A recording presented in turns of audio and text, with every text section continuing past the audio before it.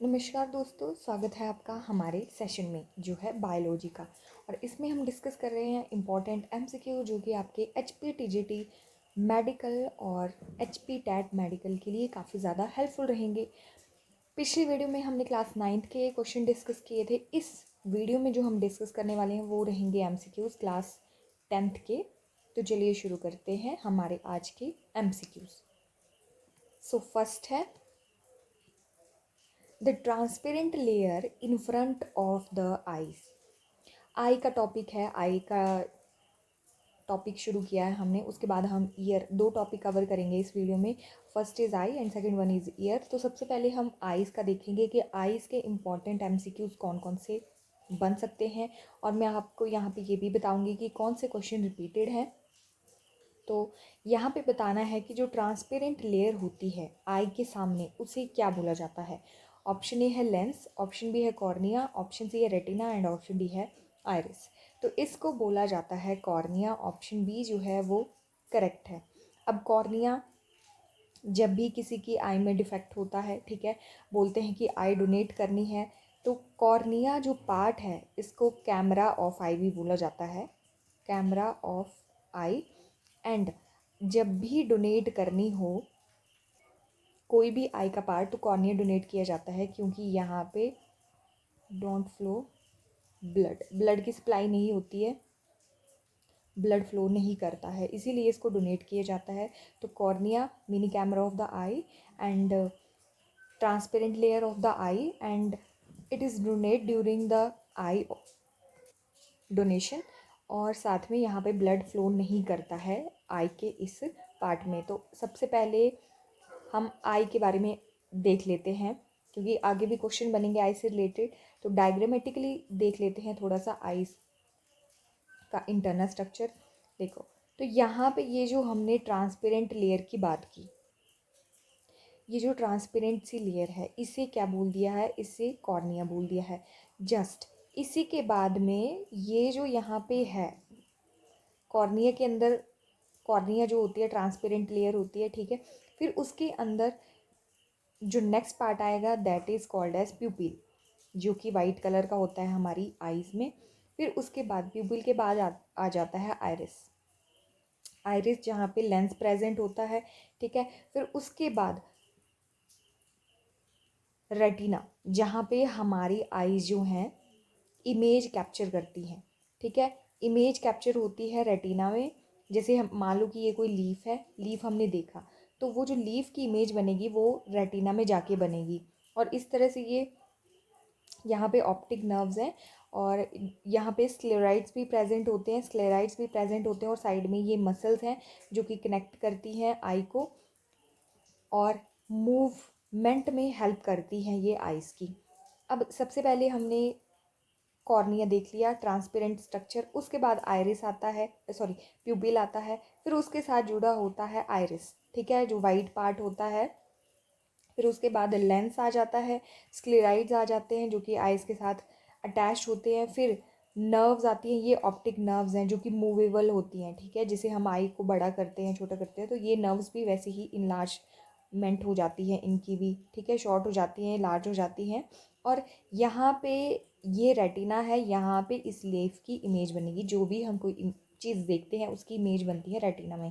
अब यहाँ पे एक चीज़ बताती हूँ मैं, ये हमारी आई का पार्ट है, और यहाँ से जो नर्व्स हैं, ये नर्व जो हैं इनको ऑप्टिक नर्व्स बोला जाता है, जो कि ब्रेन के साथ कनेक्ट होती है, ठीक है, डायरेक्ट ब्रेन के साथ कनेक्ट होती है। तभी हमें पता लगता है कि हाँ जी ये कोई चीज़ हमारी आँख में बन रही है इमेज। तो हमें पता लगता है कि जैसे अगर ये पत्ता बन रहा है तो दिमाग में सिग्नल जाएगा कि यस दिस इज़ लीफ, या कोई कार ले लो या फिर कोई ट्री ले लो, तो उसका सिग्नल हमारे ब्रेन में जाएगा और तभी हमें पता लगेगा कि ये चीज़ जो है वो ये है।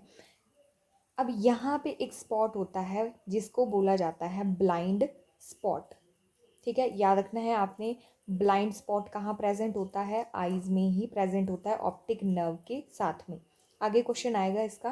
तो ये थी मोटी सी डायग्राम आईज की कि कहाँ कहाँ क्या चीज़ प्रेजेंट होती है। Okay next, the coloured part of I is. अब कलर्ड पार्ट, आई का कलर्ड पार्ट कौन सा है? अब मैंने बोला कि वाइट कलर का, ये वाइट कलर का, जो वाइट कलर का पार्ट होता है हमारी आँख में, ठीक है। पहले तो वो कॉर्निया होता है, फिर उसके बाद जो साइड में ब्लैक ब्लैक पार्ट के साइड में जो कलर्ड पार्ट होता है उसको बोला जाता है आयरिस। कई लोग की ब्राउन होती हैं आइज़, कई लोग की ग्रेइश होती हैं, कई लोगों की ग्रीन होती है, कई की ब्लू होती हैं। तो ये जो पार्ट होता है इसको कलर्ड पार्ट बोला जाता है और इसका नाम है आयरिस। तो ऑप्शन बी जो है वो करेक्ट है, that is iris. Next, the photosensitive layer of I is. Photosensitive layer कौन सी होती है आई की? ऑप्शन ए है कॉर्निया, ऑप्शन बी है रेटिना, ऑप्शन सी है आयरिस एंड ऑप्शन डी है लेंस। तो रेटिना जो है वो फोटो सेंसिटिव लेयर होती है आई की, जो कि हमने देख लिया कि यहाँ पे जो है रेटिना प्रेजेंट है और यहाँ पे इमेज कैप्चर होती है किसी भी चीज़ की। Next, the part of eye where no image is formed is. अब देखो, यहाँ पे मैंने बताया था कि यहाँ पे तो इमेज फॉर्म हो जाएगी, बट जहाँ पे कोई भी इमेज फॉर्म नहीं होगी उसको क्या बोला जाता है? यहाँ पे कोई भी इमेज फॉर्म नहीं होगी, इमेज तो कहाँ फॉर्म हो रही है? रेटिना पे इमेज फॉर्म हो रही है, ठीक है। तो क्वेश्चन ये टैट में भी पूछा गया था कि जहाँ पे कोई भी इमेज फॉर्म नहीं होती है आई के पार्ट की, उसे क्या बोला जाता है? That is called as blind spot. तो उसे बोला जाता है ब्लाइंड स्पॉट। ऑप्शन बी जो है वो करेक्ट है, जहाँ पे कोई भी इमेज नहीं बनती है किसी भी चीज़ की आई में, तो उसे ब्लाइंड स्पॉट बोला जाता है। Next, which cells of retina are responsible for night vision. हमारी आइज में cones and rod cells present होते हैं, ठीक है। तो जो नाइट विज़न होता है उसके लिए कौन से सेल्स रिस्पॉन्सिबल होते हैं? तो ऑप्शन ए है कोन सेल्स, ऑप्शन बी है रॉड सेल्स, ऑप्शन सी है nerve cells and option D है बाईपोलर सेल्स। तो रॉड सेल्स जो हैं वो रिस्पॉन्सिबल होते हैं नाइट विज़न के लिए। Next, the defect of I corrected bye convex lenses.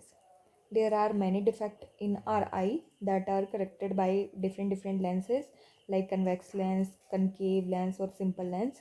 तो वन बाई वन हम देखेंगे सबसे पहले कि कौन कौन से डिफेक्ट होते हैं हमारी आई में। तो देखो, सबसे पहले है नियर पॉइंट ऑफ हाइपरमेट्रोपिया, दूसरा है हाइपरमेट्रोपिक आई एंड नेक्स्ट है हाइपरमेट्रिक आई, जो कि करेक्ट कर दी गई है। सबसे पहले मैं यहाँ पे बताऊँगी कि इसका हाइपरमेट्रोपिया का और नाम क्या है। देखो, यहाँ पे हमें नज़दीक की जो चीज़ें होती हैं वो ब्लर दिखती हैं, ठीक है। तो इसको बोल दिया जाता है हाइपरमेट्रोपिया। मतलब जो नियर बाय की चीज़ें होंगी वो कैसे दिखेंगी? वो ब्लर दिखेंगी। अच्छा, अब दूर की ठीक दिखेंगी और नियर बाय की ब्लर दिखेंगी। तो इसको करेक्ट किया जाता है कन्वेक्स लेंस के साथ। ये कन्वेक्स लेंस होता है और ये होता है कनकेव लेंस, ठीक है। तो ये देखो, ये नियर पॉइंट ऑफ हाइपर मेट्रोपिक आई है, जहाँ पे ये नियर का ऑब्जेक्ट है और वो कैसा दिख रहा है? ब्लर दिख रहा है, ठीक है। फिर उसके बाद ये दूर का तो ठीक दिख रहा है, बट यहाँ पे जो ये नियर वाला है वो ब्लर दिख रहा है। मतलब इमेज जो फॉर्म होती है हाइपरमेट्रोपिक आई में वो फॉर्म होती है behind the retina rather than on retina. अब देखो, मान लो कि ये रेटिना है, ठीक है, यहाँ पे इमेज फॉर्म नहीं हो रही है, इमेज जो फॉर्म हो रही है वो पीछे हो रही है, बिहाइंड द रेटिना हो रही है। तो इसी वजह से क्या होगा? फोकस नहीं बन पाएगा, ठीक है। नियरली चीज़ों को देखने में बड़ी ज़्यादा दिक्कत होगी और वो ब्लर दिखेंगी, क्लियर नहीं दिखेंगी। तो इस डिफेक्ट को एडजस्ट करने के लिए हम यूज़ करते हैं कन्वेक्स लेंस का। तो यहाँ पे कन्वेक्स लेंस का ही पूछा गया था, तो इसको क्योर किया जाता है हाइपर मेट्रोपिया को ठीक करने के लिए। अब मैं बात करूँगी मायोपिया। हाइपरमेट्रोपिया का और भी नाम है, इसे बोल दिया जाता है फार साइटेडनेस। फार साइटेडनेस, ठीक है जी। अब मैं मायोपिया की बात करूँगी। यहाँ पे मायोपिया मायोपिया को बोला जाता है शॉर्ट साइटेडनेस। शॉर्ट साइटेडनेस इसमें क्या होता है? इसमें हम यूज़ करते हैं कनकेव लेंस का। कनकेव लेंस का यूज़ किया जाता है, ये इस तरह से होता है कनकेव लेंस, ठीक है जी। तो यहाँ पे क्या होगा कि जो मतलब दूर वाली चीज़ें होंगी। ये यहाँ पे मैं एक ऑब्जेक्ट बनाती हूँ, ये है फार, ठीक है।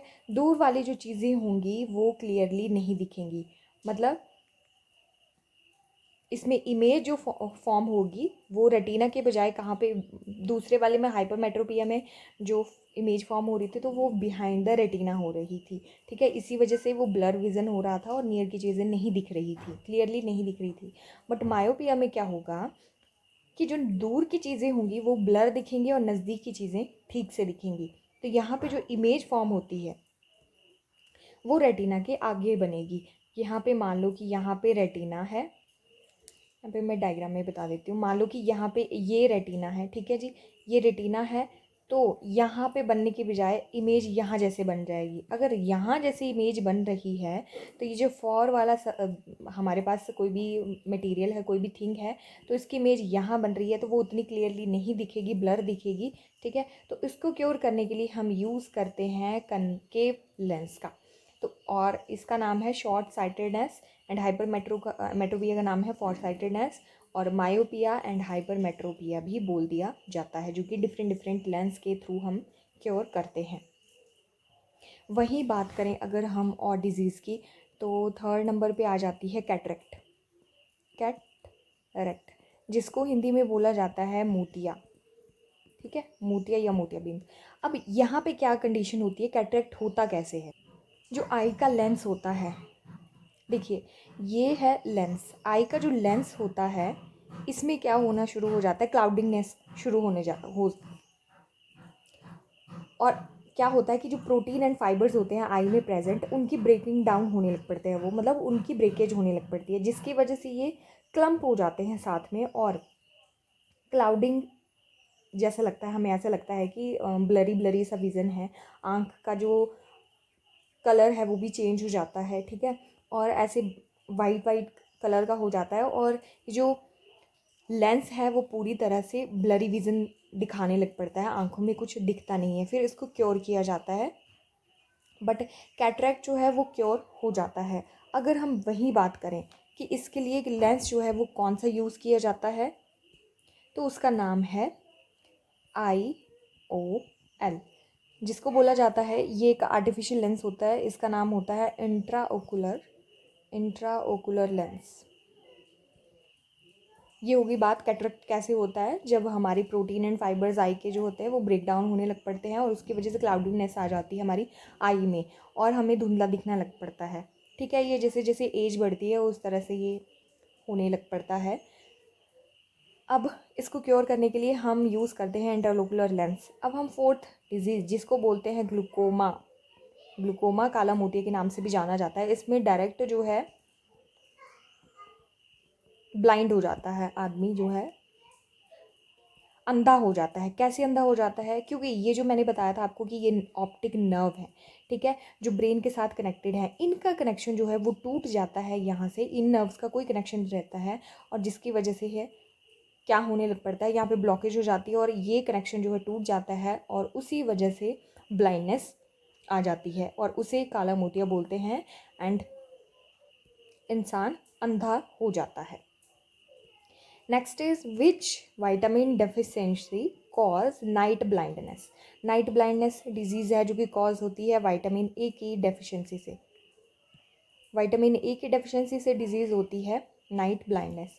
अब डिफरेंट डिफरेंट जो वाइटामिन हैं जो असेंशियल होते हैं हमारी बॉडी में, अगर वो नहीं होंगे तो उनकी वजह से हमारी बॉडी में काफ़ी ज़्यादा डिजीज़ कॉज हो जाती है। तो विटामिन ए का तो हमने देख लिया कि विटामिन ए की डेफिशिएंसी से क्या हो जाता है, पुअर विज़न हो जाता है या फिर लॉस ऑफ विज़न भी हो जाता है, ठीक है।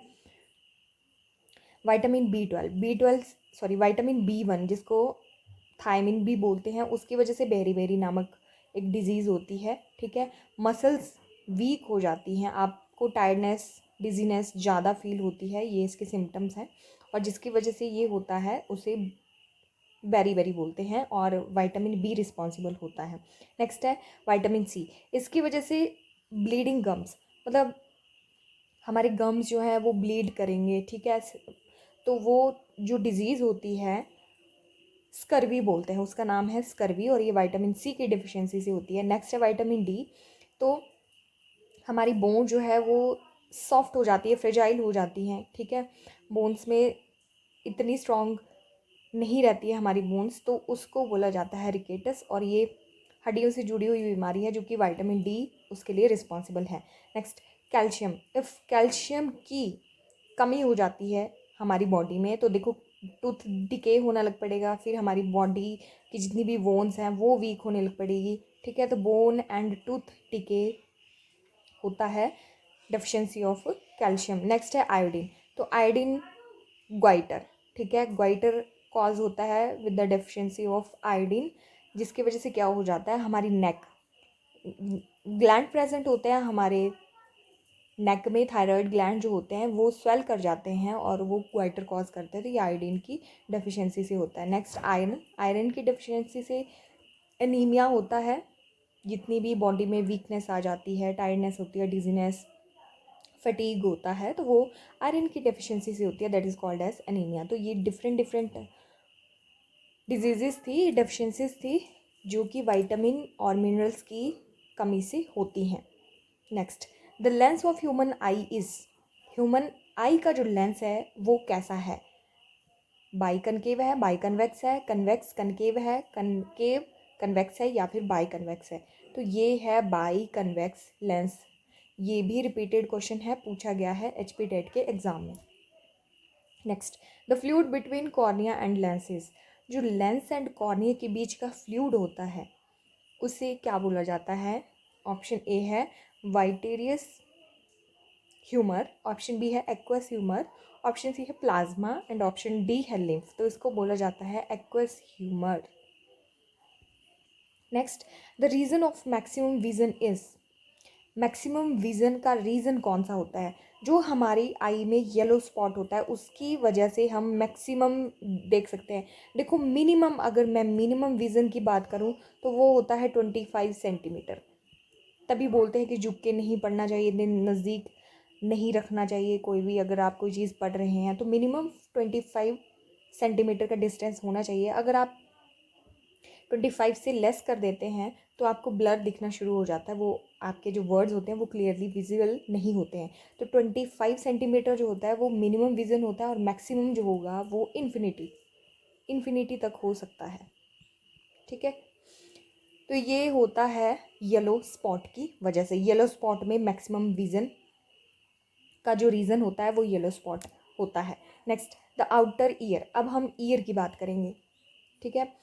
ईयर हमारा हियरिंग ऑर्गन है, ठीक है। तो जो आउटर ईयर है, ये ईयर का स्ट्रक्चर हम आगे भी देखेंगे, बट ये जो आउटर ईयर है इसे क्या बोला जाता है, this is called as pinna. Option A जो है वो बिल्कुल करेक्ट है। और this is also called as vestigial organ. Vestigial organ है ये, हमारे पाइनियर से मिला है हमें, ठीक है।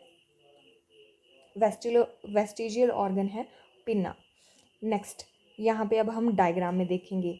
ये जो डायग्राम है यहाँ पे 3 पार्ट में डिवाइड किया गया है ईयर को। यहाँ पे फर्स्ट वाले में आ जाता है आउटर ईयर, ये आ गया आउटर ईयर का रीज़न, ये आ गया मिडल ईयर, एंड ये है हमारा इनर ईयर, ठीक है। तो आउटर ईयर में ये वाले जो मैंने आपको बताया, this is called as pinna, जहाँ पे क्या होगा, ये वेस्टिजियल ऑर्गन है और जहाँ पे आउटर ईयर के रीजन में प्रेजेंट होगा, और ये जो जितनी भी साउंड वेव्स हैं उनको कलेक्ट करके रखता है। आगे नेक्स्ट क्वेश्चन आएगा उसमें हम देखेंगे। अब ये है मिडल ईयर। मिडल ईयर में बोन्स प्रेजेंट होती हैं। हर एक ईयर में 3 हड्डियाँ प्रेजेंट होती हैं, एक मैलिस है, स्टेप्स है, ठीक है, और एक इनकस है। तो ये 3 जो हड्डियाँ हैं, 3 बोन्स हैं, ईयर में प्रेजेंट होती हैं। और ये आ गया इनर ईयर, जहाँ पे कॉक्लिया प्रेजेंट होता है, और ईयर ड्रम जो है वो मिडल ईयर में प्रेजेंट होता है। चलिए नेक्स्ट क्वेश्चन देखते हैं। The 3 tiny bones of middle ear are collectively called as. देखो अब मैंने यहाँ पे आपको बताया, एक है मैलियस, दूसरी है इनकस और तीसरी है स्टेप्स, ठीक है। तो ये तीनों की तीनों जो भी बोन्स हैं हमारी ईयर में प्रेजेंट होती है, अगर वो इनके ग्रुप को, ये मिडल ईयर में प्रेजेंट होती है, ठीक है, अगर इनके ग्रुप को क्या बोल दिया जाता है, इनको बोला जाता है ऑसिकल्स। ऑप्शन बी जो है करेक्ट है, इनको बोला जाता है ऑसिकल्स, ठीक है, जो कि मिडल ईयर में प्रेजेंट होते हैं और ये 3 बोन्स हैं। अब मैं वही बात करूँ स्टेप्स की, तो स्टेप्स क्या है, स्मॉलेस्ट बोन है, स्मॉलेस्ट बोन ऑफ ह्यूमन जो कि हमारे कान में प्रेजेंट होती है, स्टेप्स। नेक्स्ट यहाँ पे भी है डायग्राम, आप यहाँ पे देख सकते हो कि ये है हमारे मिडल ईयर, ठीक है। और यहाँ पे मिडल ईयर में 3 बोन्स प्रेजेंट होती हैं जिसको बोला जाता है ऑसिकल्स। ये आ गई मेलियस, इनकस एंड स्टेप्स, ये आ गई स्टेप्स। और यहाँ पे ईयर ड्रम ज्वाइन होता है इनकस के नीचे। Next, the smallest bone of human body is, अभी हमने डिस्कस किया है स्मॉलेस्ट बोन कौन सी है, स्टेप्स है। एंड अगर हम वहीं बात करें लार्जेस्ट, फीमर, ये लार्जेस्ट बोन है ह्यूमन बॉडी की, जो थाई बोन के नाम से भी जानी जाती है, थाई बोन, जो कि हमारी थाई में प्रेजेंट होती है, अपर पार्ट में लेग के। Next, the coiled structure of inner ear is called as, जो क्वाइल्ड स्ट्रक्चर है हमारे कान का उसे क्या बोला जाता है। देखो मिडल हमने आउटर ईयर देख लिया, आउटर ईयर भी देख लिया, अब हमने मिडल ईयर भी देख लिया, अब हम देखेंगे इनर। तो ये सारा जो है वो इनर पार्ट है ईयर का, ये आ गया, ठीक है। तो ये देखो हाईली क्वाइल्ड है ना, ये क्वाइल्ड वाला स्ट्रक्चर जो है इसे क्या बोल दिया जाता है, कॉक्लिया बोल दिया जाता है, ठीक है। तो ऑप्शन ए जो है वो बिल्कुल करेक्ट है, कॉक्लिया बोला जाता है, जो कि क्वाइल्ड स्ट्रक्चर होता है इनर ईयर में present. Next, the ear maintains body balance by, अब ईयर जो है वो भी हमारी बॉडी को मेंटेन करके रखते हैं, बॉडी का जितना भी बैलेंस होता है तो वो कौन बैलेंस करता है, सेमी सर्कुलर कैनाल्स। ये वेस्टिब्यूल्स होते हैं हमारे इनर ईयर्स में प्रेजेंट, वहाँ पे ज्वाइन होती है सेमी सर्कुलर कैनाल्स, जो कि हमारी बॉडी को बैलेंस बना के रखती है।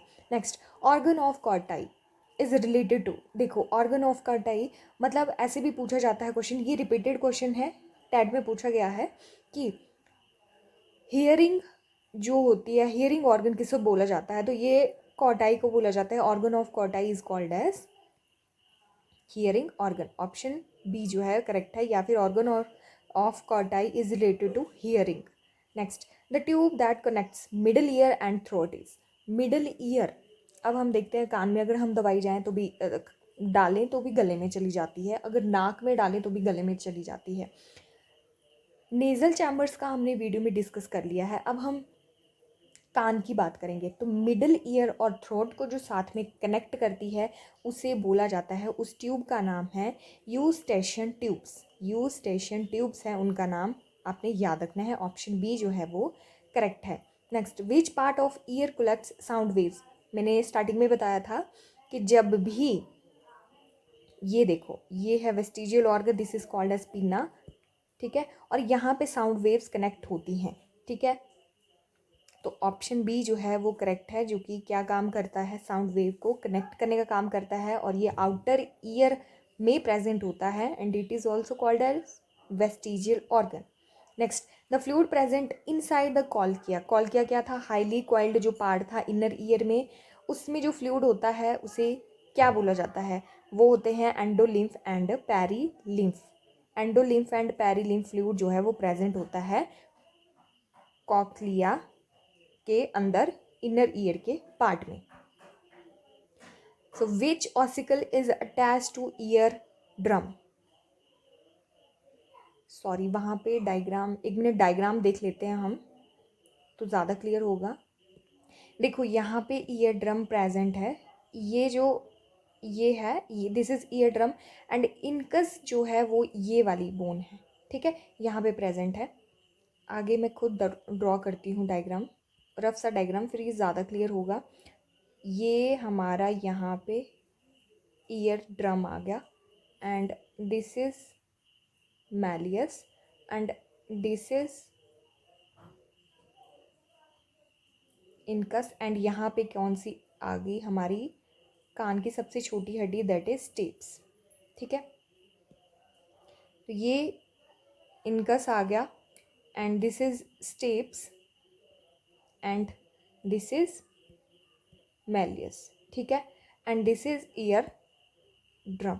तो ईयर ड्रम जो है करेक्ट कर लेना, इनकस नहीं है, मेलियस जो है वो कनेक्ट होती है किसके साथ, ईयर ड्रम के साथ, ठीक है। और ये तीनों क्या हैं, मिडल ईयर का पार्ट है, तीनों की तीनों बोन्स जो है वो मिडल ईयर का पार्ट है और साथ में इनको बोला जाता है ऑसिकल। तो कौन सी ऑसिकल? मेलियस ऑसिकल जो है वो अटैच होती है ईयर ड्रम के साथ में। So this is all about this video. Next video में हम नेक्स्ट टॉपिक डिस्कस करेंगे क्लास 10th का ही, जिसमें हम नेक्स्ट एमसीक्यूज डिस्कस करेंगे जो कि बहुत इंपॉर्टेंट रहेंगे आपके HP TET and HP TGT के लिए।